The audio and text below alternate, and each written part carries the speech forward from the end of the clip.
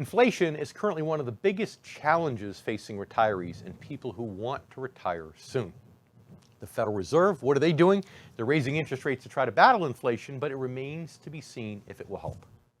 And to help us today with this all so important topic is a man who knows a thing or two about interest rates and inflation, Dennis Gartman, the retired editor and publisher of the Gartman Letter. He's also CNBC contributor and chairman of the Akron University Investment Committee. Dennis, it's been a little while, but it's great to have you back here.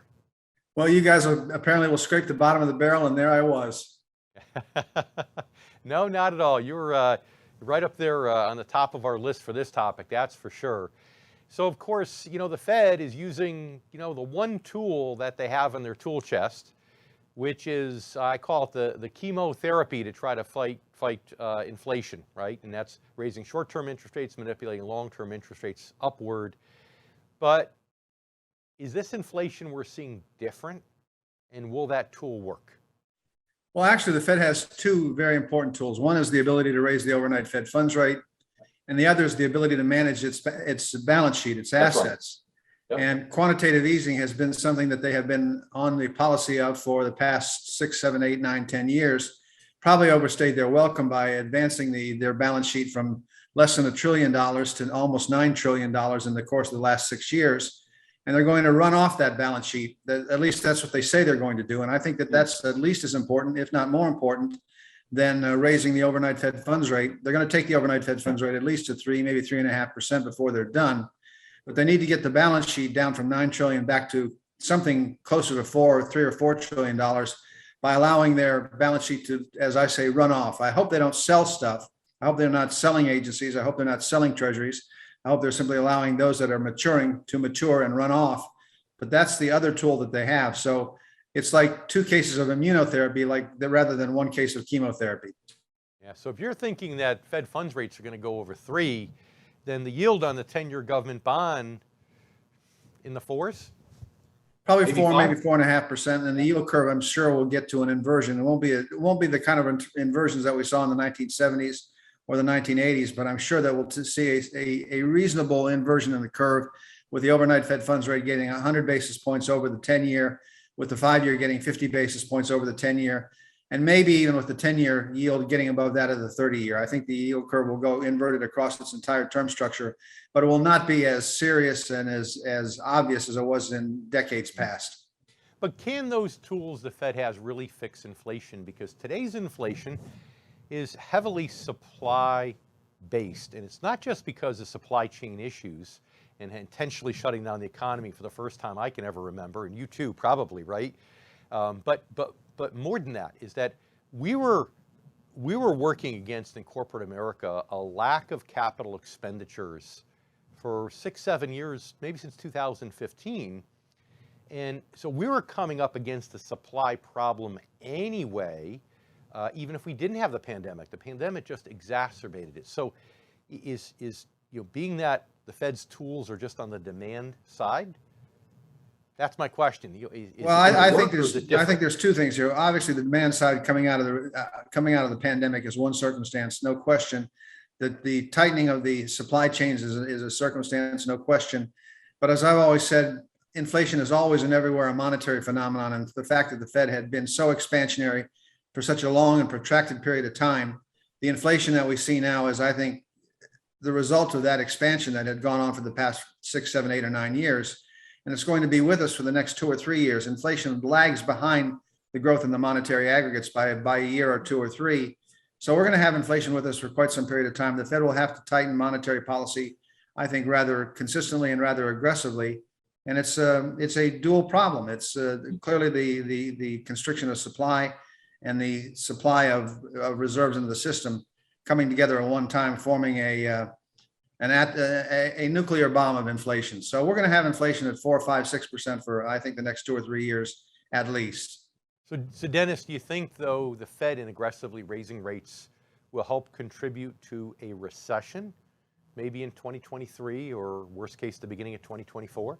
I've maintained that we're going to have a recession if 2 things happen. One, if the yield curve, if the 2-year goes above the 5-year yield for a month or 2 and stays there, and if WTI crude oil gets above 108 and holds above there, then I raise the odds of recession and later this year to almost 90%. I think the odds of recession are substantive and very real. And I think we need to pay attention to that fact. The Fed will miss it.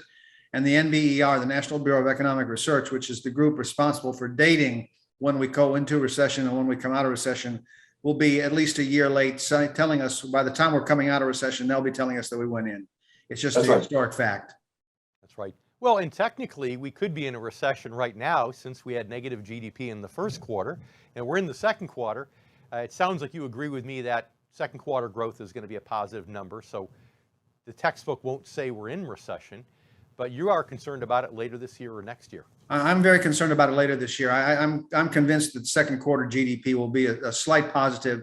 So the magical definition of a recession, the textbook definition of a recession, is 2 consecutive quarters of negative GDP growth. I doubt we have that in the second quarter after the first, but I think by the third and the fourth quarter this year, a slowdown in housing, a slowdown in automobile sales, rising interest rates, putting pressure upon housing buyers to defer purchases, and the Fed becoming far more restrictive as far as monetary policy is concerned, will give way to a recession. Do I think it'll be as severe as the recession of 2000, as the recession of 73, 74, or 80, 81?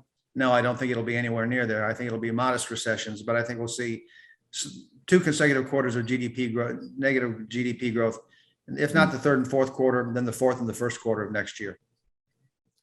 But we very well could have, if they raise rates and get inflation down, but not to where they want it, so we could essentially go through a period of stagflation, which we haven't really seen in 40 years, right? Yes, I'm old enough to remember when we had stagflation. We had back in the 1970s, and I hope that we do not see the same the resolution coming in the same manner. I hope that we can avoid that, but the odds are starting to look like stagflation is a possibility. I put it at 20 or 30%, but there's a possibility that could occur. Let us hope that I'm wrong. Yeah. No, I know. I actually was being interviewed just 6 months ago when I mentioned this, and the possibility of stagflation, just throwing out some things. And the host of the show looked at me really strange way and said, "What, stagflation, really?" And here we are 6 months later, and I'm going, wow, I put a very low percentage on it, and now everybody's talking about it. So I hope you're right. We'll be pulling for your prediction that the 80% comes through, not the 20. On January 3rd, you said the advent of a bear market will come when the Fed begins to tighten monetary policy later this year. No question, the bear market is looking like a good call, but how bad? The question becomes, how bad will it get? Because we're not in bear market yet, except for the NASDAQ. The Fed has raised rates. If you think there's going to be a recession, you think there's going to be a bear market, but how bad? I think we've got another 5 or 10% on the downside in the NASDAQ before it's done.